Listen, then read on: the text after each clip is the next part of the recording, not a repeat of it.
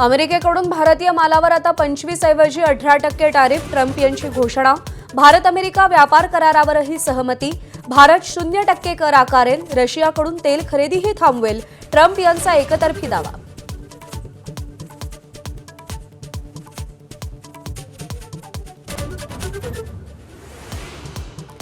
Tariff कमी करण्याच्या अमेरिकेच्या निर्णयाचं भारताकडून स्वागत, मात्र ट्रम्प यांच्या दाव्यांवर सावध पवित्रा। पंतप्रधानांच्या ट्विटमध्ये भारतीय कर, रशियाकडून तेल खरेदी थांबवण्याचा उल्लेखही नाही।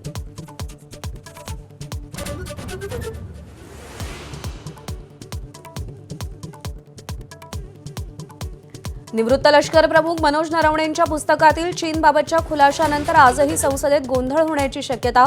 विरोधी पक्षनेते राहुल गांधी आज पुन्हा लोकसभेत बोलणार।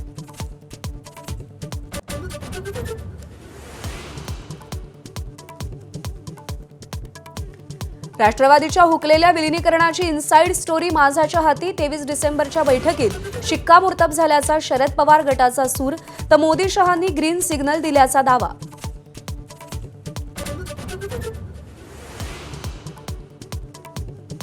मुंबई महापालिकेतल्या सत्तेसाठी महायुतीची मोर्चे बांधणी, भाजप आणि शिवसेनेची स्वतंत्र गट नोंदणी, तर निवडणुकीआधी नाकारलेल्या राष्ट्रवादीची ही सोबत। अडथळा आल्यानं राष्ट्रवादीची आज गट नोंदणी।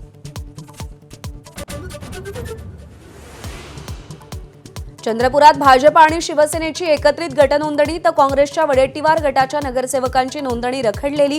धानोरकरांसोबतच्या संघर्षाचा वाद, सरकार दरबारी। 10 फेब्रुवारीला महापौर निवड।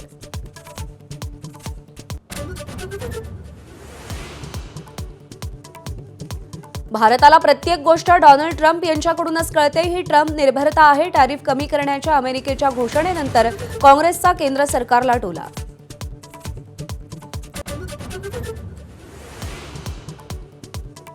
आजची मंत्रिमंडळ बैठक पुढे ढकलली। स्थानिक स्वराज्य संस्थांच्या निवडणुकीमुळे बैठक पुढे ढकलल्याची माहिती, तर उपमुख्यमंत्री सुनेत्रा पवार 9 फेब्रुवारीला मंत्रालयात उपस्थित राहणार।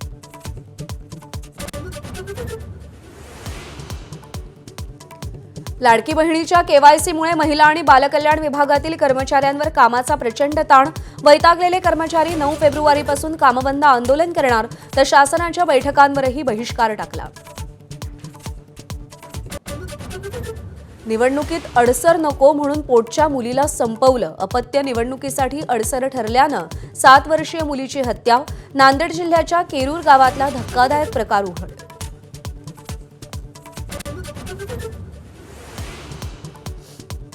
बांगलादेशच्या माजी पंतप्रधान शेख हसीना यांना 10 वर्षांच्या तुरुंगवासाची शिक्षा। सरकारी साधन संपत्तीचा दुरुपयोग आणि भूखंड वाटपातील घोटाळ्याप्रकरणी बांगलादेशातल्या न्यायालयाचा निकाल। व्हॉट्सअप लवकरच सशुल्क सदस्यता लागू करण्याच्या विचारात, काही निवडक आणि प्रीमियम फीचर्ससाठी शुल्क मोजावं लागण्याची शक्यता।